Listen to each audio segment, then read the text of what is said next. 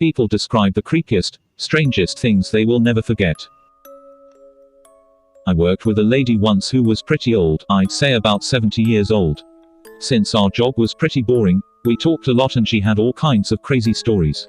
But this one creeps me out still. She said when her grandma died, they had her buried in a wood box in the backyard, as was pretty custom in those days. Well, years later they have a family plot in a cemetery and decide to dig her grandma up to move her to the family plot. She said when they took the lid off the coffin, it had claw marks all over the inside. The grandma had apparently been buried alive. I had to take care of my mentally handicapped cousin a few years back.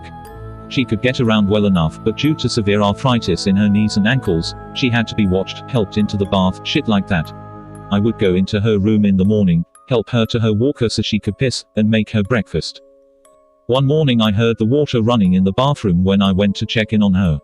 I had to pass her room on the way to the bathroom. When I did, I saw that she was in her rocking chair in the corner, her blanket over her head, and she was rocking back and forth.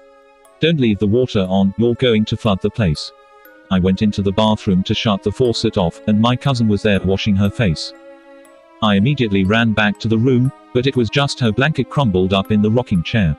My cousin wanted to know why I undid her bed. I didn't stay too long after that. My great-grandfather awoke to a man standing in the corner of the bedroom watching him and my great-grandmother sleeping.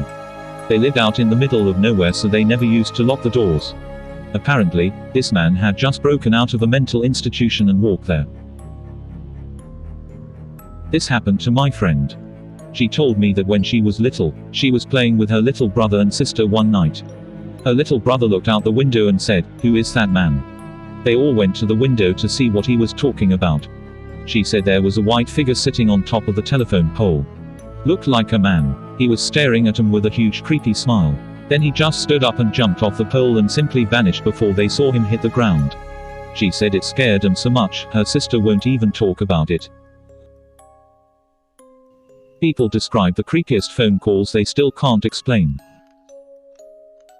About a couple weeks after I was born, my dad's best friend, Jim, died. They were really close, and one of the last things he wanted was to hold little me before he passed. His wish was filled, and some short time after that he was gone. Fast forward 7 years, I'm now a happy 7-year-old with a 5-year-old brother and recently born sister. One day the phone rings, and with my mom out and dad in the washroom I thought it was going to be ignored as we kids were still too young to answer the phone, no call display, we didn't know if there would be a stranger. But my brother broke the rules and answered. Hello. At this point my dad is out of the washroom and is asking my brother to hand him the phone. He ignores him and keeps listening to whoever is speaking. Before my dad could ask a second time, my brother hangs up, looks at him and says, "Jim says hi," and he misses skying over, then goes back to playing. The look of shock my dad had is what I remember most about this.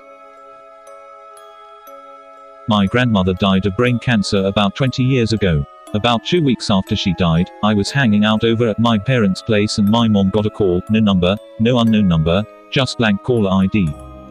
She answered it, got quiet, hung up and went to her room without saying anything. When I finally got her to talk about it, she said it was her mother, saying she was trapped and please come get her because they wouldn't let her leave, over and over again, and then the phone disconnected. I asked her about it a few years ago and she denied that it happened for a bit and then admitted that it had happened 2 more times that year and then stopped, but she didn't want to discuss it anymore. I was working at a hotel in Albuquerque. The graveyard shifts. I had been talking to the security guard and he asked if he could get a ride home, so instead of waiting for 30 minutes for my shift to end I just left and left a note for my boss that said I left early because my brother was stranded outside of town and needed me to get him. It was a total lie on my part, but I needed a good excuse to leave early. I drop off the security guard at his place, then go home and go to sleep. A couple of hours of sleep and I wake up to my phone ringing. It was my brother. He tells me he is stranded outside of town and he needs me to go get him. I tell my brother the lie I told my boss and how much of a coincidence his calling me is. He says that's not weird, he will show me what's weird when I get there. I get there and ask him what is weird. He puts his phone up to my ear and plays a message that he got when he woke up that morning. It's a voice that kinda sounded computerized but mostly just creepy sounding. It says, "You're stuck." Freaked us both out. Never figured out where the call came from. Strangest, creepiest thing that's ever happened to me in my life.